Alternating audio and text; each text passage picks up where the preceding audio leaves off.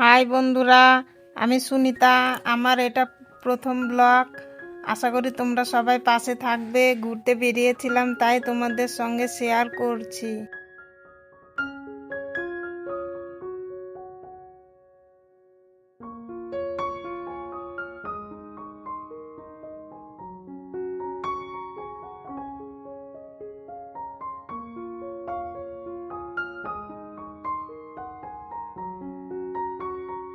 স্কুলের বাচ্চাদের নিয়ে পিকনিক করতে এসেছিল, ওদের হয়ে গেল, ওরা বেরিয়ে পড়লো।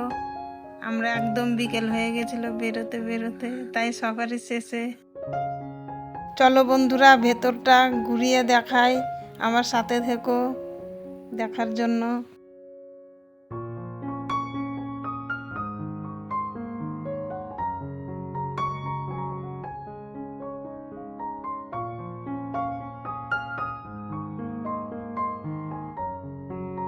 হাই বন্ধুরা, এটা আমার দাদা, এটা বোন। তোমরা আশা করি ওকে অনেকেই চিনো। এটা ভগ্নিপতি, আর পেছনে ওইটা বৌদি, তার পেছনে তোমাদের দাদা ভাই, তোমরা তো চিনোই।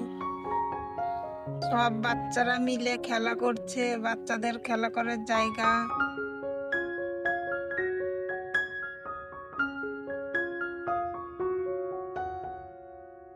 বোনের ছেলেটাও খেলা করছে, তাই তোমাদের সঙ্গে শেয়ার করলাম। কেমন লাগছে বলবে।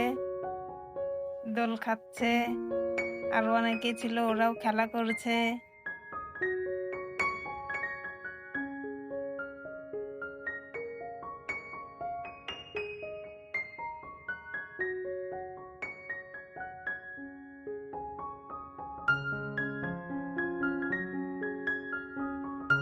খেলা করতে করতে চলে এসেছে এখানে।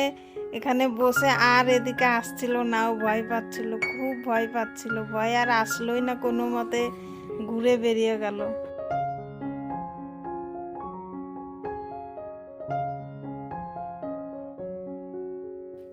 বন্ধুরা দেখো, এখানে অনেক রকমের পাখি, তাই তোমাদের সঙ্গে তুলে ধরলাম। পাখিগুলো কেমন লাগলো জানাবে। অনেক রকমেরই পাখি আছে, ঘুরে দেখিয়ে দিলাম। ঘুরতে ঘুরতে প্রায় সন্ধ্যা লেগে এসেছে। দেখো, আমি একটু ঘুরে নিলাম।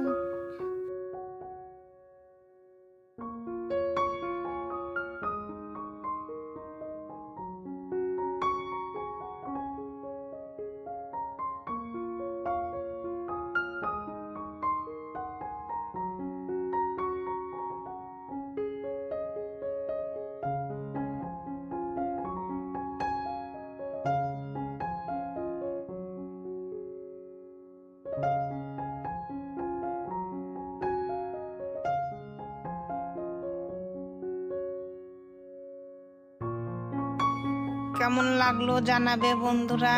তোমরা যদি মনে করো ঘুরতে আসবো, তোমরাও আসতে পারবে। পিকনিক করার জায়গা, খুব সুন্দর জায়গা। ভাগীরথী নদী পাশে। এটা হচ্ছে রঘুনাথগঞ্জ সদরঘাট আর নেতাজি সুভাষ দ্বীপ। তোমরা মনে করলে চলে আসতে পারবে, খুব সুন্দর জায়গা।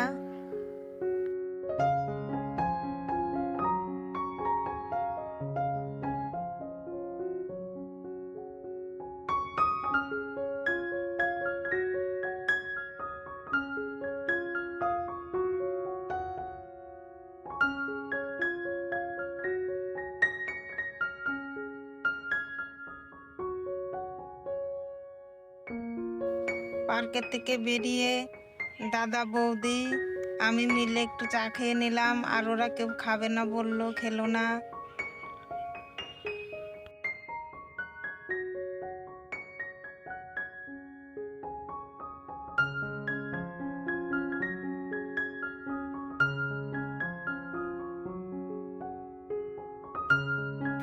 বাবা ভোলেনাথ দর্শন করে এবার বজরংবলীর মন্দিরে এসে বাবাকে প্রণাম করে বেরিয়ে পড়লাম। দিয়ে গঙ্গার আরতি, গঙ্গার ঘাটে আরতি হয় রাত 8টার পরে, কিন্তু আরতিটা তোমাদেরকে শেয়ার করতে পারলাম না, দুঃখিত বন্ধুরা।